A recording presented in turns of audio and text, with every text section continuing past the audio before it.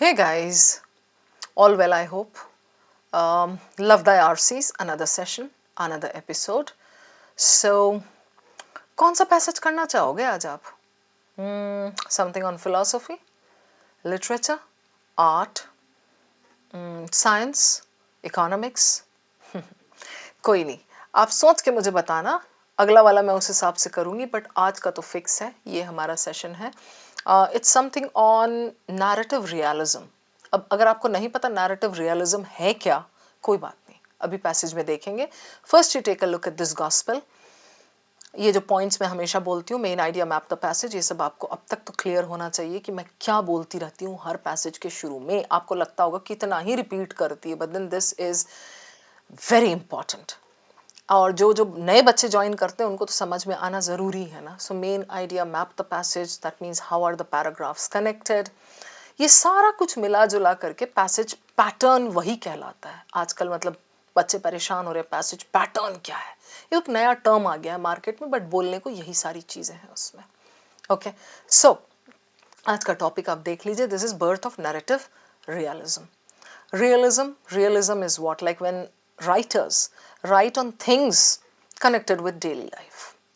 एकदम ही realistic. जैसे realism, I don't know, maybe this passage is talking about something else. अभी हम देखेंगे साथ में, मैंने पहले नहीं पढ़ा है इसको.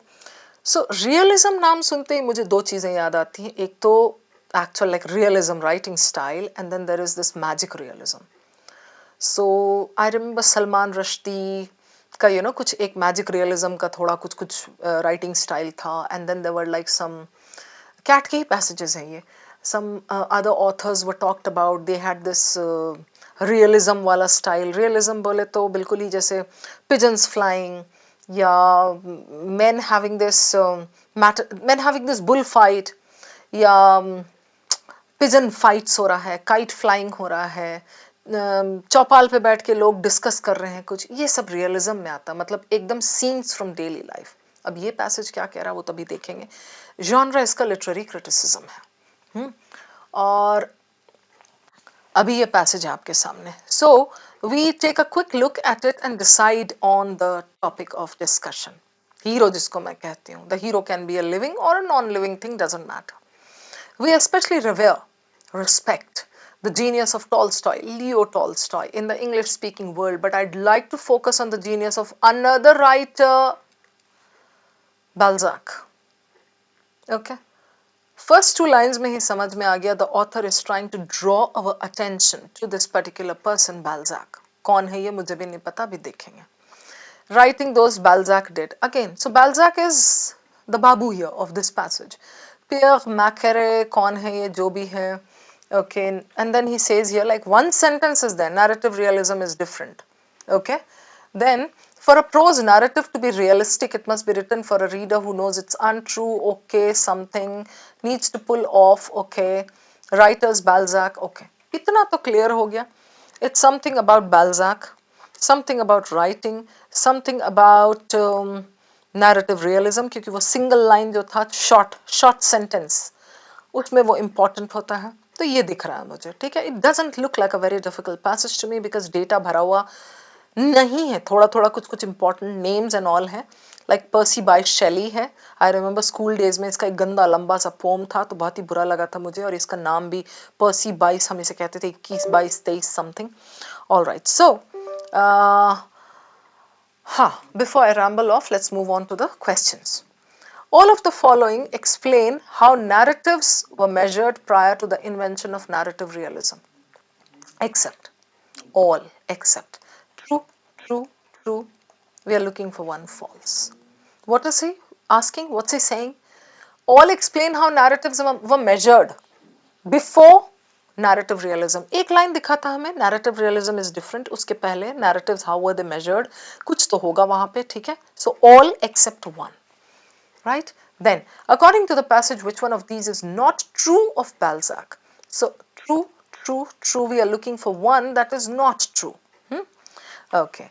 Another one, which of the following best exemplifies the willing suspension of disbelief, specific point inference, as described in the passage? हमें सिर्फ जा करके willing suspension of disbelief पढ़ना है, and then we are going to come back over here and look for an example. So this is what we call an application question. इसमें सिर्फ आपको वो पॉइंट पढ़ना होता है जो यहाँ दिया है, and then according to that you come back and select your example, right? So this is question 3, and the last one is, oh wow, flow of ideas. I would love to start with this main idea question, because main idea questions are what CAT gives these days भर भर के, and these are very very important. हो भी जाते हैं बहुत आसानी से, ठीक है? So मैं इससे start करूंगी. I would go on to this number 2 and then the other 2 questions. But first I need to take you back to the passage and show you how to handle it on the basis of these 4 questions. मेरा ये style होता है कि like you know पहले मैं questions देख लेती हूँ तो मुझे समझ आ जाता है कि मुझे पैसेज को कितना भाव देना है. Got it? I hope you got it. नहीं तो just be a little patient, sit with me for the next few minutes and you will be able to see what I'm trying to say. Okay? So, अभी आपको मैं ये दिखाती हूँ क्या कह रहा है ये. पहला तो ये first para. We need to sharpen our fangs completely and like focus on this first para. वो important होता है, para passage की जान होती है वो. We especially revere this. हम टॉल्स्टॉय हर बात पे लियो टॉल्स्टॉय की बात करते हैं, but I'd like to focus on the genius of another writer, some Balzac. He says, okay भाई तू बता अब कौन है Balzac, who shaped our world as well and did so in ways that may not be apparent even to those aware of his this. Okay, so भाई बड़ा underplayed सा author है, ऐसा कह रहा है ये. With the 2 parts of गॉरियोट, यार मत बुलवाओ मुझसे, ये जो भी था ये गॉरियोट जो भी था, published in 1834 something, created the world's first bestseller, a novel that okay contains within itself all the novels that have followed in its sublime wake. So his novel was like a very comprehensive one, ऐसा बोल रहा है, ठीक है? यहाँ तक कुछ ऐसा कोई मेन आइडिया टाइप कुछ समझ नहीं आया, बस इतना समझ आया कि ये बंदा जो भी बाल्जाक है, he was important and our author is trying to take us to understand his importance, right? Okay. As if that were not enough, in writing those volumes, he did something even more profound. Oh, this is important. लिख तो लिया उसने, वो पहला para बोल रहा लिखा, लेकिन अंकल जब लिख रहे थे तो उन्होंने कुछ और भी किया, something more profound. What was that? And there's a colon over here. Colon पे जो होता है ना, question एक बनता है. So just slow down your car a little bit and then just kind of हल्का सा पढ़ लो, देख लो, बहुत ज्यादा मरने की वहां पे जरूरत नहीं है, मतलब क्वेश्चन होगा तो आएंगे हम वापस. He crystallized in prose a confluence of changes in how people in early modern understood themselves. Okay. बस मैं समझने की कोशिश नहीं कर रही हूँ. I understood that he did something profound. This was his writing style, ऐसा समझ में आ रहा है. What he passed, okay. Not this, but this. So this is important. ये तो मैंने ignore मार दिया. Implicit worldview that would infiltrate every aspect of social life. Mashallah, narrative realism is here. So what is narrative realism? Implicit worldview. Implicit is inherent, innate. That would infiltrate every aspect of social life. This realism would be there everywhere. कुछ और ज्यादा समझ नहीं आया, जाने दो, लेकिन इतना तो समझ में आया कि इसने कुछ ऐसा किया था. That was very deep. Author साहब कह रहे हैं it was very deep. And then Europe understood something and passed down. Okay, not that. Ignore करो उसको, but this. Implicit worldview. हो गया, खत्म. This was narrative realism. अब ये खुद पूछ रहा, what is narrative realism? And how does reading this affect how we experience the world? यहाँ बोला ना, सबका implicit world view, तो कैसे वो, how does it affect how we experience the world, right? अब मैं skim करूंगी royally. कैसे? अब आप देखो. Literary historian Pierre Macquarie argued prior to the invention, question से connected है, मत पढ़ो अभी, आ जाना क्वेश्चन के लिए, ठीक है? Narrative realism okay, perceive truthfulness, अच्छा वो पॉइंट यहां दे रखा है इसने. थियोलॉजिकल ओके, और कोई इंपॉर्टेंट नाम नहीं है, ठीक है, मैं आती हूं इसके लिए. बट वो prior to the invention of narrative realism था. फिर उसने बोला narrative realism is different. You see the flow of the passage, how neat. यहां इसने बोला कोई इंपॉर्टेंट बंदा था. हियर ही सेज क्या उसका टेक्निक था. Here he says how does it affect us. तो before the invention of narrative realism it was this, but narrative realism is different. तो what is it? अब अगला पैराग्राफ तो वही एक्सप्लेन करेगा ना narrative realism क्या था. For a prose narrative to be realistic, it must be written for a reader who knows it is untrue and yet treats it okay. मत पढ़ो यहाँ, क्योंकि मुझे पता है this is talking about what narrative realism is. Question होगा, पढ़ लेंगे, क्यों चिंता करते हो इतना कि क्या छूट जाएगा, क्या होगा, इंपॉर्टेंट कुछ नहीं. फ्लो मेरे हाथ में है, वो फ्लो नहीं होगा तो मुझे कुछ समझ में नहीं आएगा. Got it? Okay. Judgment okay, Percy okay, उसका नाम देख लो, Percy वर्सी सबका यहाँ नाम है. Okay, another way of putting okay. हाँ, in other words क्या कह रहा है? A reader must be able to occupy two identities. A naive reader, बिल्कुल बेवकूफ टाइप का हो, believes what he is being told, and a savvy who knows it is untrue. यहाँ पहला लाइन वही बोला है ना, narrative realism क्या है? मुझे पता है कि ये झूठ बोल रहा है, मतलब मुझे पता है कि ये फिक्शन है, स्टिल मेरा दिल कहता है ये सही है. तो मैं एक तरफ इतना नाइव बन जाती हूँ, दूसरी तरफ that savviness, you know, who knows it is untrue. बस उससे ज्यादा क्या समझना है इस पैरा में. In order to achieve this effect the author needs to pull off a complex trick. Something नहीं पढ़ रही मैं, क्या ट्रिक है उसका जाने दो. While writers prior to Balzac deployed elements of this, he was the first to use the technique this in order to do this. Imported कैसे किया, टेक्निकल उसका मैं नहीं पढ़ रही हूँ. Into the art of this learned okay like a director, all right, characters dividing okay. Balzac made his book be about books and turned okay. नहीं पढ़ा मैंने. अब यहाँ पे एक पॉइंट दे देती हूँ आपको before I proceed. Generally I say last para बहुत इंपॉर्टेंट होता है, कंक्लूजन होता है, पढ़ लो, ये कर लो, वो कर लो. यहाँ मैंने नहीं पढ़ा, क्यों? क्योंकि मुझे यहाँ पे पता चल रहा है साफ साफ बैल्जैक का deployed elements, he was the first to use the technique. Okay, तो कैसे किया, ये टेक्निकल पार्ट है उसका, कैसे उसने किया, ये मुझे उतना इंपॉर्टेंट कंक्लूजन टाइप का नहीं लगा. नहीं पढ़ रही हूँ मैं. इस पूरे पैसेज में अगर आप मेरे से पूछो ना which is the most important paragraph, I will say this, क्योंकि ये नैरेटिव रियलिज्म क्या था वो बता रहा है, एंड दिस उसके पहले क्या होता था, बस. उसके अलावा कुछ है ही नहीं पैसेज में. ये बंदा था जो इंपॉर्टेंट था, इसने क्या किया, मोर प्रोफाउंड, इसने ये किया, लोगों का perspective, and that is narrative realism, जो भी वो पर्सपेक्टिव से रिलेटेड पॉइंट.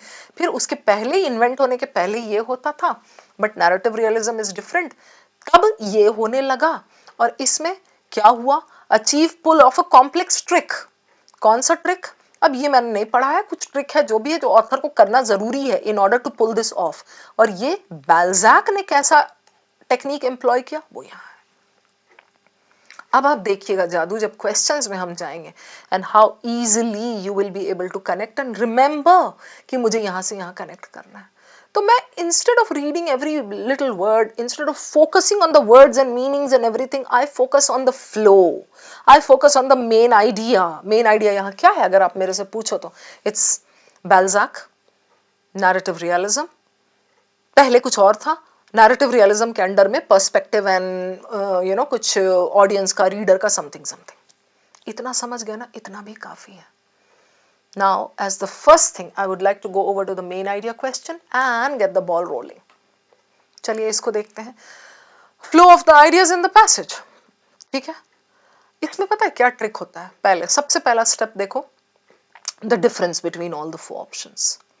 एक बार वो आपको दिख गया, then you try to identify the important words that should be there in your main idea. Third step, you try to eliminate the unimportant words, जो जरूरत नहीं है मेन आइडिया में, होंगे कहीं पैसेज में लिखे हुए, मेन आइडिया में नहीं चाहिए. चलिए खेलते हैं, इसको देखते हैं. Exaggerated focus on Tolstoy. Balzac's genius, Tolstoy versus Balzac. I really don't like this because I know that the first paragraph introduces Balzac. The author is not trying to show Tolstoy down, right? So exaggerated focus on Tolstoy gives us a wrong tone out. वो सिर्फ ही कह रहा भाई सब Tolstoy को मानते हैं लेकिन बैल्जैक भी कम नहीं था, उसने ये नहीं कहा बैल्जैक बुरा था, राइट? देन Balzac's genius रख लो, ये रख लो. Tolstoy versus Balzac. Tolstoy versus Balzac, is this what he's trying to do in the first paragraph? Pit them against each other? No. So this is eliminated. I'm left with B and C. ये होता है तरीका. Difference देख लिया चारों में. दो में बहुत important words है Balzac's genius, right? अब I will eliminate those words that are not important. Impact of this, इसमें same, इसमें same. इसमें तो हम डिस्प्यूट करने की जरूरत ही नहीं है, right? Then definition of narrative realism, analysis of narratives that came before narrative realism. Okay, so हमारे इसमें पहले व्हाट केम बिफोर दैट वो था, देन नैरेटिव रियलिज्म था. So I like this flow. right? यहाँ definition, analysis that came before, ulta. You see my point? So this is good as your answer. So in this paragraph, the flow played a big role in this question. Hope it is clear. Last wala, importance of opera and performance art, influence of opera on Balzac. Balzac wala zyada अच्छा लग रहा है. But you know the most important thing was here. Analysis this, what constitutes this, ये flow correct है, इसमें उल्टा दे दिया है. पहले इसने what is narrative realism लिखा है and then बाद में what came before that. ठीक है? So very good question, doable question, amazing. I like this. So इसका answer is 3. ठीक है? Okay, I'll do this. Willing suspension of disbelief. Okay, so willing suspension of disbelief. पहले यहाँ याद है मुझे कुछ right यहाँ है. ठीक है? So इसको पहले तो मैं I'll set my range and read. ये है ना, I'll read this para. This para is talking about what? What is narrative realism? For a prose narrative to be realistic, it must be written for a reader. कैसा reader? Who knows it is untrue and yet treats it as if it were true, right? For a time, थोड़े period के लिए, the reader knows, in other words, not to apply the traditional measure of truthfulness. अरे मत लगाओ वो rule, तब तो वो तुम्हें झूठा ही दिखेगा. He or she suspends that judgment for a certain time, goes with the flow and says अरे जाने दो, सच बोल रहा है, ये कह रहा है, ये सही है, तो चलो मैं मान लेता हूँ कि हाथी उड़ता है और हाथीनी जो है लिपस्टिक लगाती है, अगर वो कह रहा है ऐसा तो मैं मान लेता हूँ. ठीक है?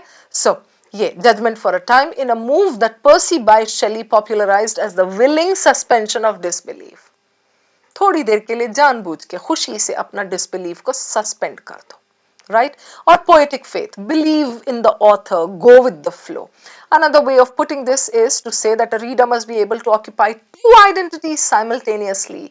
मैं हूँ, मुझे पता है कि ठीक है मैं समझ सकती हूँ ये गलत है, but for the time being ऐसा. This is enough for us. I go back to the question. Let's see how we can eliminate this. An astronomer who enjoys stories about alien civilizations, even though he agrees there is no possibility, फिर भी वो enjoy कर रहा है, वो सुन रहा है, so वो दोनों चीज को entertain कर रहा है, उसे पता है कि वो गलत है, लेकिन फिर भी वो सुन रहा है, enjoy कर रहा है. So this is good, right? Goes with this meaning over there.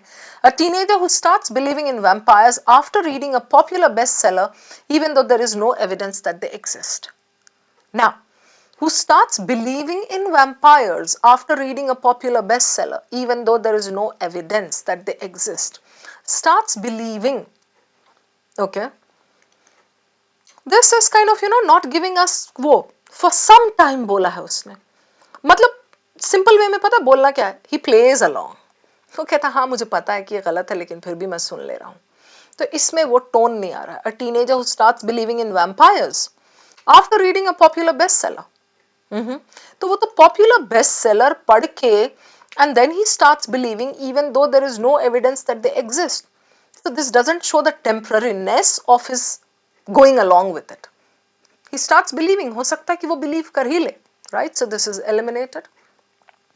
A reporter who empathizes with the plight of the victims after reading an account of genocides, even if he knows that the account may be exaggerated. Account may be exaggerated, but यहाँ पे बात चल रही है, although we know it is untrue, तो he is not enjoying this. Are you getting it? यहाँ पे जैसे अगर मैं आपको ये बताऊं, connection क्या दिया है willing suspension में, this is me, right?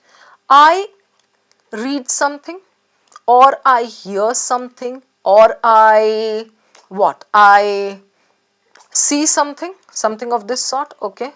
I know it is untrue, okay? At the same time, I enjoy or I go with the flow. ये अब ये third वाला तो बिल्कुल ही eliminated है, because third वाला says a reporter who empathizes with the plight of the victims, यहाँ पे victims है, after reading an account of genocides, even though he knows that they are exaggerated.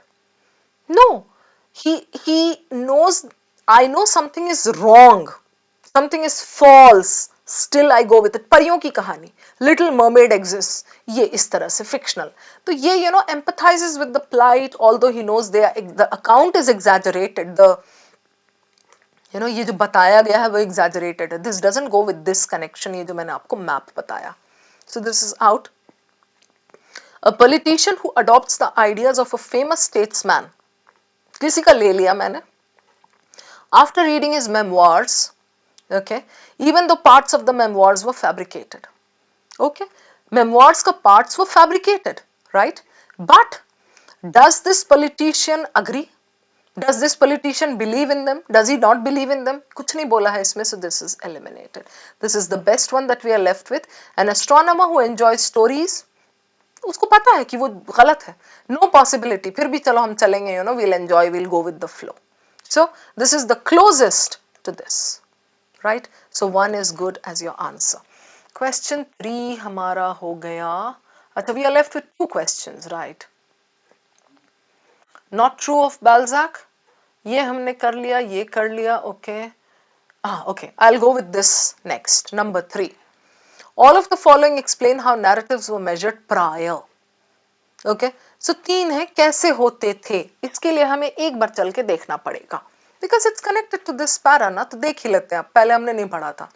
The literary historian has argued that prior to the invention, narratives were largely measured against one overriding standard, colon है यहाँ, perceived truthfulness of their relation to the world. In connection with the world कैसा है वो? The truth was often a moral, religious, and to the extent that narratives related the deeds of men, proximity, something would be considered worthy, okay, all right, worthy of opprobrium, worthy of shame. हो गया ये. अभी हम इसमें चलते हैं और eliminate करेंगे. So all were measured. How were they measured? A narrative was considered more worthy if it conveyed the prevalent reality of that time, connection with the world. This is true. Okay. A narrative was considered, चारों में more worthy, less worthy है, so ये तो ठीक है. Was more considered more worthy if it adhered to and upheld the religious beliefs, the aware theological. This is true. A narrative was considered less worthy if it depicted behavior that deviated from the image of the ideal man. Confused? I'll check this. A narrative was considered less worthy if it depicted actions that went against moral or theological truths. Okay, this is true. It went with the moral and theological, तो ये कह रहा less worthy, यहाँ same चीज जो बोला है ना ये. If it followed and upheld the religious beliefs, it was considered good. If it did not follow that, it was considered bad. Same cheese. So I'm left with 3. I need to go back and check 3 correct है कि नहीं है. मतलब ये 3 false होना चाहिए. Considered less worthy, behavior deviated from the image of the ideal man. Ideal man? Is he talking about the image of the ideal man and kind of, it's relation to the world hai, number 1. Moral, theological, extent that narratives related the deeds of men. Proximity to an image of virtue or holiness would be considered worthy of imitation and distance. क्या बोल रहा है ये मैं आपको बता देती हूँ, यहाँ पे ठहर जाओ. Because I know you look confused here. So now, that truth was often a moral or theological one. So ये कैसे measure किया जाता था prior to the invention of this? Narratives are what? कहानियाँ, किस्से, सुनाना were largely measured against one dominant standard. कैसा standard? Perceived truthfulness of their relation to the world. एक narrative है कोई जो मैंने पहले से दिया है, वो उस narrative का दुनिया से क्या connection है, अगर उसके बेसिस पे वो सही या गलत माना जाएगा. That truth was often a moral or theological one. तो वो जो दुनिया से क्या कनेक्शन है वो जनरली रिलीजियस या मॉरल राइट रॉन्ग वाला होता था. And to the extent that narratives related the deeds of men, लोगों के काम कारनामे, proximity to an image of virtue or holiness would be considered worthy of imitation. Okay, proximity means closeness, image of virtue or this considered worthy, and distance from it कहने का मतलब if you are doing something good, it would be considered worthy of imitation. People should follow you.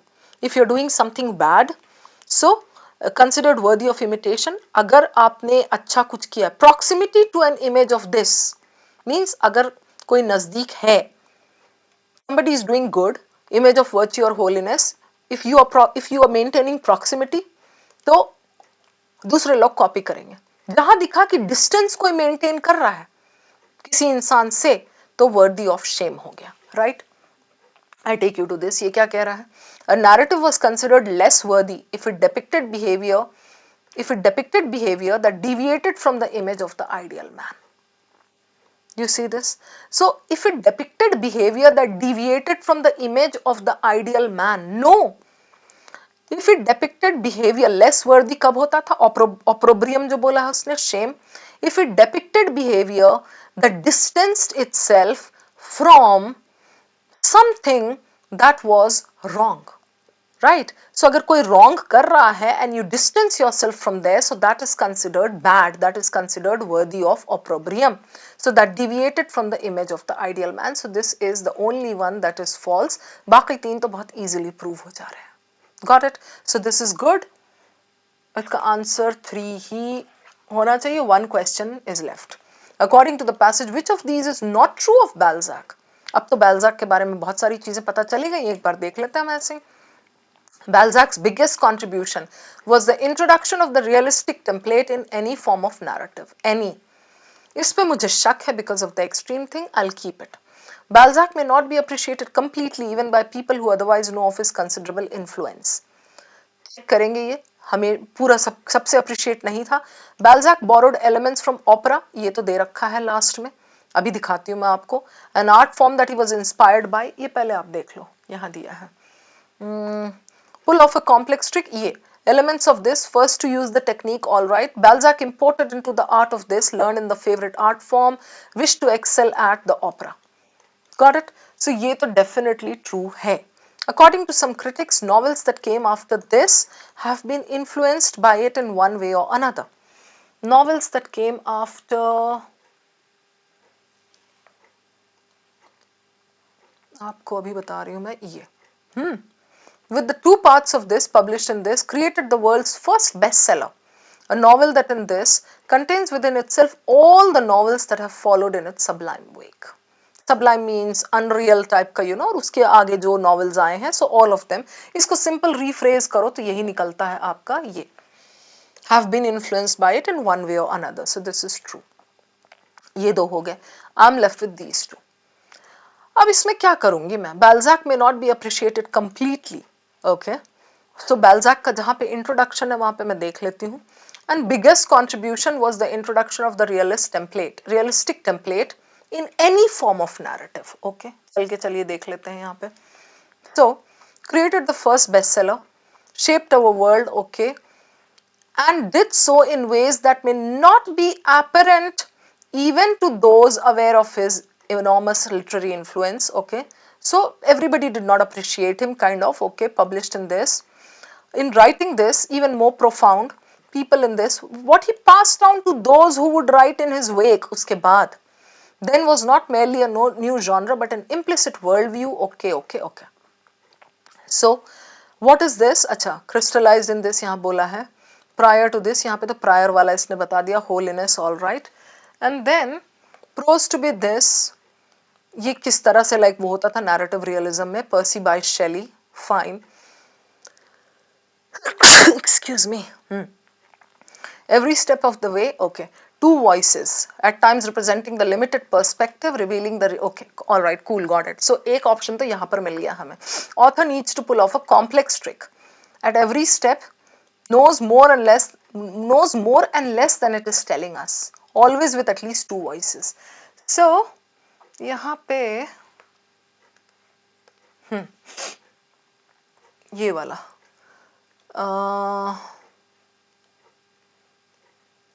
वाला ये वाला. Balzac's biggest contribution to the world was the introduction of the realistic template in any form of narrative. So any form में कैसे हो सकता? अभी जो मैंने आपको portion दिखाया, two voices and all, like, you know, so this is definitely that it's kind of, I mean, बाकी तो मुझे true ही लग रहे हैं. ये Balzac may not be appreciated, may देख रहे हो, this is anyway a balanced one. So may not be appreciated completely even by people who otherwise know of his considerable influence. ये तो यहाँ पर से मिल गया था बहुत clearly यहाँ. ये देखो, ये है.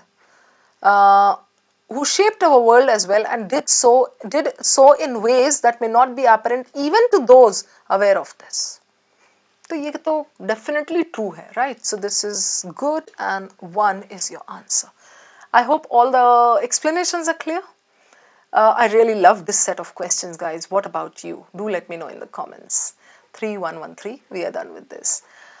I'll meet you in the next episode. Take care and keep learning.